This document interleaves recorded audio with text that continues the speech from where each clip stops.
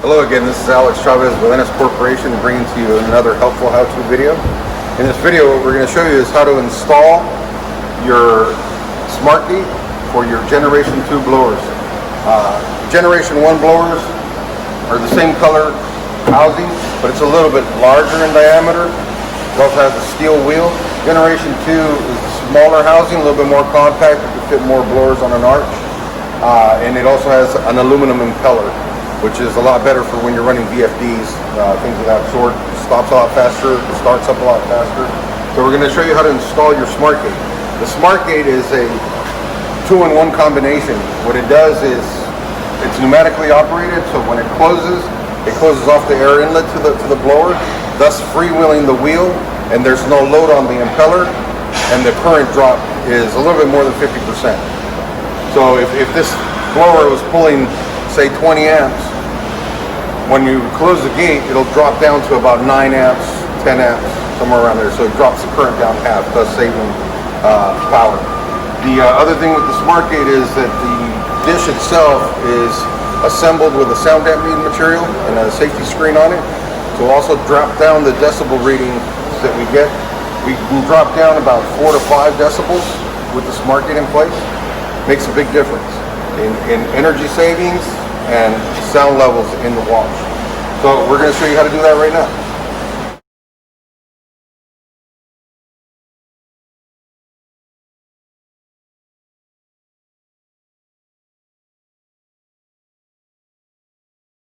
So we're going to install a SmartGate now. So in order to install a SmartGate on this guy, notice we have the nozzles pointing straight down. This would simulate a blower that's mounted on top of the arch. So we want to take all the screws off the back of this housing. I've already taken some off to speed up the video. We have one left here. So these are 1/4-inch bolts. They require a 7/16 wrench, which we have here. So what we want to do is, if you have somebody helping you at the site, you can have them pull this housing off. And then what we're going to do is install these 2 plates that come with your SmartGate. So the grip plates, what they do is they grab on to this backing plate of the motor. So we want to put one in here and one in here, right? Like this one's not wanting to stay. I can put a nut on it. There's little things that happen. So we'll put that guy on there so it doesn't fall out. So what we want to do is put the blower back on. The blower housing is going to go back into place. Right? As you can see, if you set the blower in just right, it kind of stays there. So I can come around here and I can put one of my bolts back in. The ones that come with the blower are these 1/4-inch by 3/4 long. I'm going to put one in here. These are the ones with the big fender washer. Put one in there just to hold it all in place. And I'm going to realign my nozzle pointing down. So I want these grip plates. I need to slide this one up so that that hole shows me the insert on the blower housing. So this one's lined up. I'm going to put another bolt down here of the 1/4-inch by 3/4. Let me grab a couple more. I'm also going to put one on this side. So now with the little tab that it has on it, you can slide it around to line it up. So now I can see that bolt there. I've got one more bolt to put in here. And these grip plates, what we want to do is make sure that we can see those inserts right there. See this one right here? There's the plate. So now what I want to do is with my 7/16 wrench is I want to tighten these down. That'll hold those rear grip plates in place. Snug that up pretty good.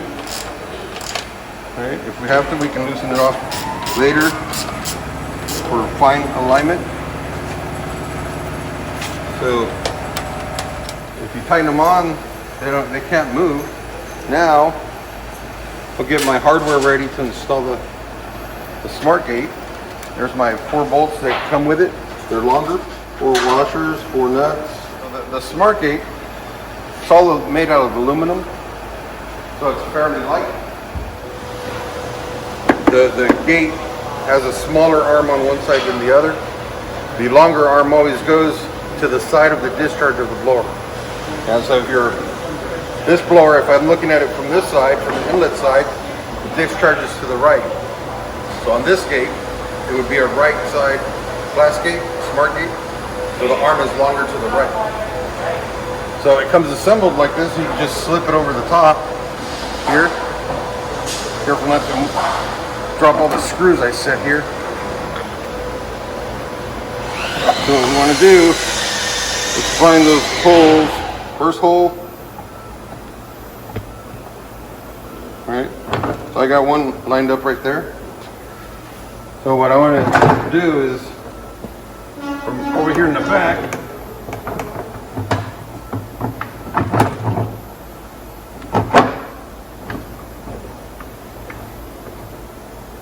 so there, I can hold that there.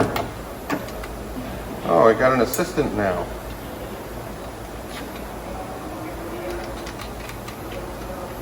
So I'm going to make sure I get both of these in there like that. Put my nuts on, my washers on them. And a nut. So now with the supply bolts that are 1/4 inch by 1 1/4 long, I can go in here and screw this into the that insert.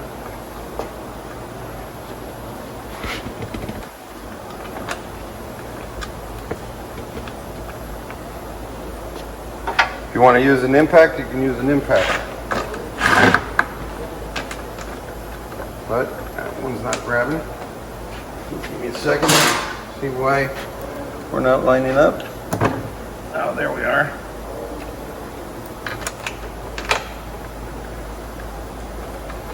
And there's that bolt.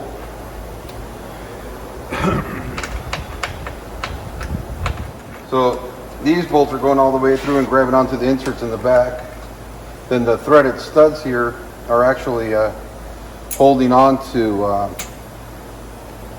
sandwiching both that 1/4 inch aluminum plate to our smart gate. You know, it makes it nice and strong and it grips very well. So once you're done putting in all your screws, you want to make sure that your nozzle's pointing the way you wanted it. You know, if not, we can always rotate this a little bit if we loosen it off, of course. So we can loosen off a little bit and loosen up. As long as they're all loose, you should be able to move the housing around. So here our housing looks pretty straight. So now we can tighten all this stuff down. One of the things I think I forgot to mention was make sure that all your stainless steel hardware has anti-seize on it. Stainless steel, if you don't use some kind of lubricating material, you run the risk of galling the threads. Thus, that nut will get jammed in there. You know, you're going to mess up the threads, and then your nut's not going to want to tighten anymore or come off. These were all already lubricated. This basically concludes the installation of a smart gate. Now you see this manifold here, we're going to run our air lines from our air panel. If you check your manual, it shows you how to route all the air lines to your system. So when you put them in, you have two flow controls. This flow control on the left is actually controlling the extend portion of both cylinders. You have an air cylinder on each side. So you'll see that from the bottom of this flow control, it goes out that way. From the top, it comes this way. But they're both going to the one side of the cylinder. This other flow control here, one line on the bottom is going that way. The other one's coming this way. And this is actually the ones that are controlling the back. So when you adjust this flow control, you're adjusting how much speed that cylinder takes it to go out. And then when you adjust the opposite flow control, how much it takes to come back in. It's just the rate of speed. But you want to be somewhere in the 70 PSI range for both in and out. So set the regulator at 70 PSI, and then you can adjust that speed of how fast that gate goes in and out. Nice good seal. drop the current, save you a lot of money, keep it nice and quiet. So again, Alex Chavez with NS Corporation here, bringing to you another helpful how-to video. Come visit us at nswash.com. Thank you.